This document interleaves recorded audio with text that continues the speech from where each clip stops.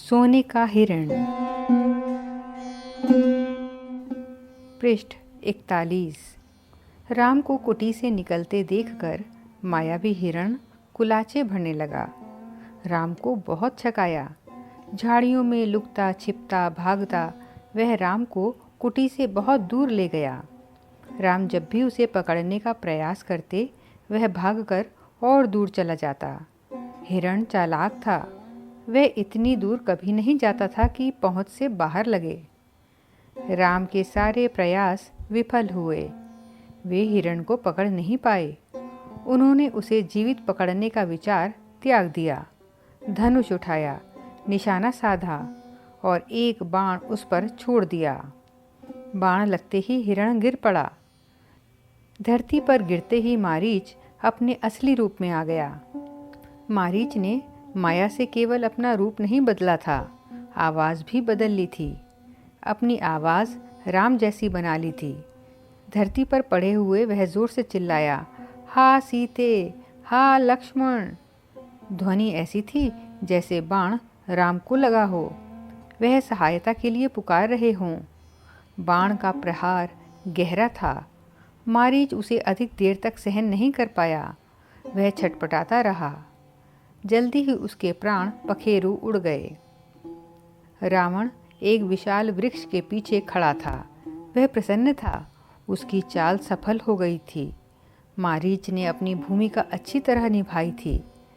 अब तक सब कुछ वैसा ही हुआ जैसा उसने सोचा था। उसे राक्षस अकम्पन की बात याद आई। सीता का हरण हो तो राम के प्राण निकल जाएंगे। वह निशक्त हो जाएंगे। वह अगले चरण की तैयारी में जुट गया। मारीच की पुकार राम ने सुनी। वह पास ही थे। उन्हें समझने में देर नहीं लगी कि पुकार की मंशा क्या है। मायावी मारीच की पूरी चाल उनके सामने खुल गई। हिरण जानबूझकर भागता रहा, उन्हें कुटिया से दूर ले जाने के लिए। वह षड्यंत्र का अगला चरण विफल करना चाहते थे। उनकी चाल में तेजी आ गई थी ताकि कुटिया पहुंच सकें। पृष्ठ 42। यहाँ पर एक चित्र दिया गया है।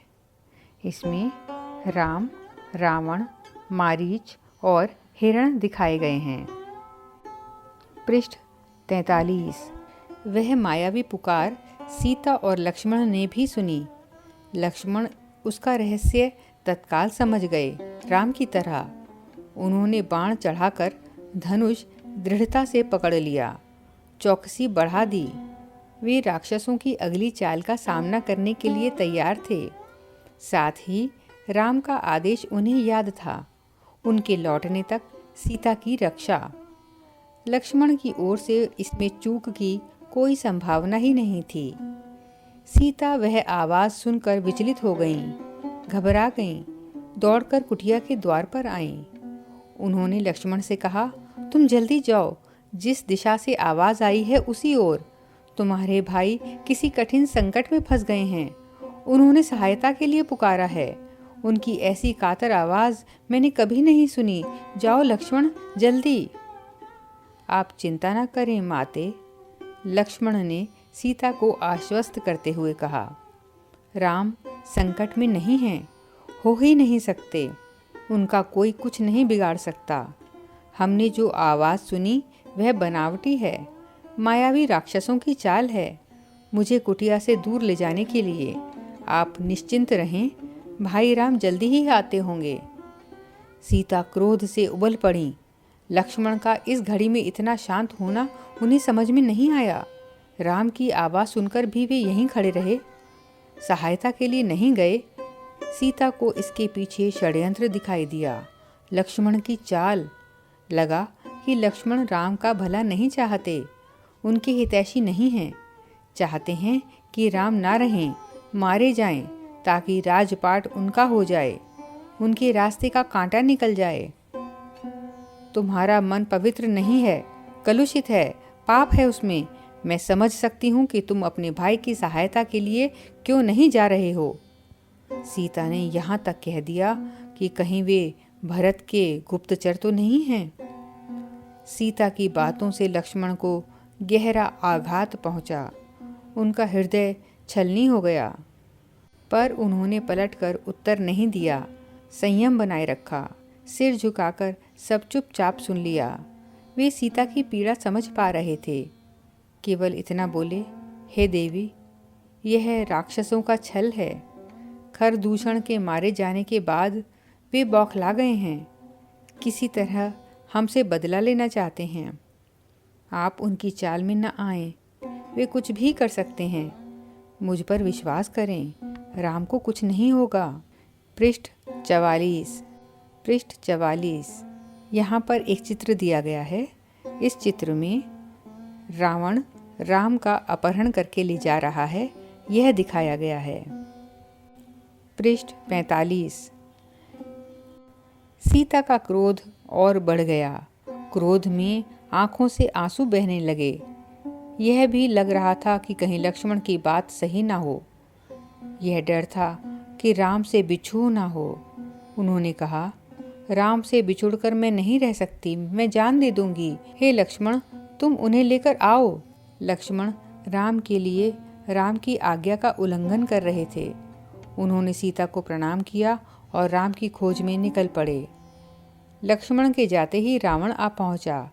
तपस्वियों जैसा जटाजूट, वैसे ही वस्त्र। सीता ने साधु समझकर उसका स्वागत किया। रावण ने सीता के स्वरूप, संस्कार और साहस की प्रशंसा की। उसने सीता का परिचय प्राप्त करने के बाद कहा, सुमुखी, मैं रावण हूँ, राक्षसों का राजा, लंकाधिपति। मेरा नाम लेने पर लोग थरथरा उठते हैं। लेकिन तुम सुंदरी हो, सबसे अलग हो। तुम्हारे लिए मैं स्वयं चलकर आया हूँ। मेरे साथ चलो, सोने की लंका में रहो, मेरी रानी बनकर। सीता क्रोधित हो उठी। कहा, मैं प्राण त्याग दूंगी, लेकिन तुम्हारे साथ नहीं जाऊंगी। मैं राम की पत्नी हूँ, वे महाबलशाली हैं। तुम्हें उनकी शक्ति का अनुमान नहीं है। तुम चले जाओ, नहीं तो तुम्हारा सर्वनाश हो जाएगा। रावण ने सीता की बात अनसुनी कर दी। खींचकर उन्हें रथ में बैठा लिया। सीता प्रयास करती रहीं, पर रावण के चंगुल से मुक्त नहीं हो सकीं। स्वयं को असहाय पाकर वे विलाप करने लगीं। हा राम, हा लक्ष्मण, पुकारती रहीं। रावण का रथ लंका की ओर उड़ चला। मार्ग में वे पशुओं, पक्षियों, पर्वतों, नदियों से कहती जा रही थीं कि कोई उनके राम को बता दे, रावण ने उनका हरण कर लिया है।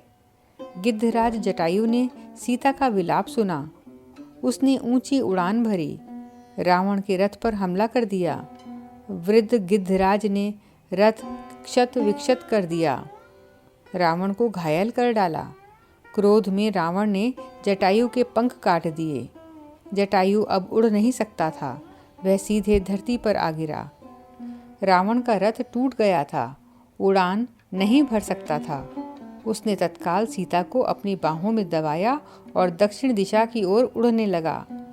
सीता को लगा कि अब संभवतः कोई उनकी सहायता नहीं कर पाएगा। उनका बचाव केवल एक ही था, राम को किसी तरह समाचार मिल जाए। पृष्ठ 46। उन्होंने अपने आभूषण उतार कर फेंकना प्रारंभ कर दिया। आभूषण वानरों ने उठा लिए। उन्हें आशा थी कि वानरों के पास ये आभूषण देखकर राम समझ जाएंगे। उन्हें पता चल जाएगा कि सीता किस मार्ग से गई हैं। रावण ने सीता को आभूषण फेंकने से नहीं रोका। उसे लगा कि सीता शोक में ऐसा कर रही है। कुछ ही समय में रावण लंका पहुंच गया। वह अपने धन वैभव से सीता को प्रभावित करना चाहता था। उन्हें लेकर वह सीधा अपने अंतःपुर में गया। राक्षसियों को सीता की निगरानी करते रहने को कहा और बाहर निकल गया। थोड़ी देर में वह फिर लौटा। सीता को घूरते हुए उसने कहा, सुंदरी, मैं तुम्हें 1 वर्ष का समय देता हूँ। निर्णय तुम्हें करना है। मेरी रानी बनकर लंका में राज करोगी या विलाप करते हुए जीवन बिताओगी। सीता बार बार रावण को धिक्कारती रही, राम का गुणगान करती रही।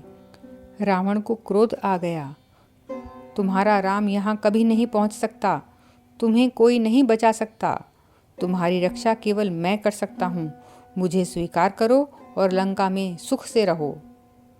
पापी रावण, राम तुझे अपनी दृष्टि से जलाकर राख कर सकते हैं। उनकी शक्ति देवता भी स्वीकार करते हैं।